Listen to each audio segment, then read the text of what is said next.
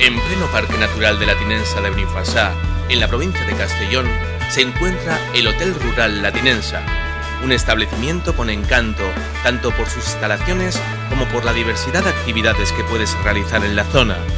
El hotel cuenta con 11 habitaciones totalmente equipadas, con baño completo y todas las comodidades que necesitas.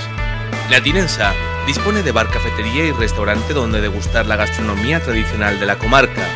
Desde el hotel puedes practicar numerosas actividades al aire libre, como recorrer la montaña en bicicleta, realizar rutas en quads, paseos a caballo o practicar senderismo.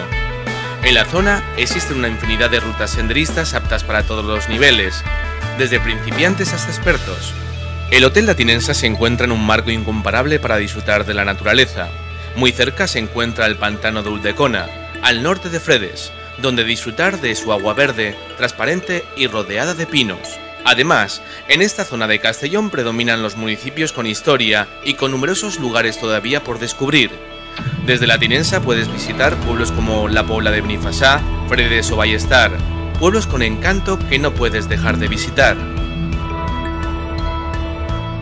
En los macizos del Port de Tortosa-Beseit, muy cerca de La Tinensa, destaca su naturaleza virgen. Se trata de un verdadero paraíso con más de 800 kilómetros cuadrados, en el que encontrarás numerosas especies animales autóctonas como la capra hispánica, símbolo del macizo y de estas tierras.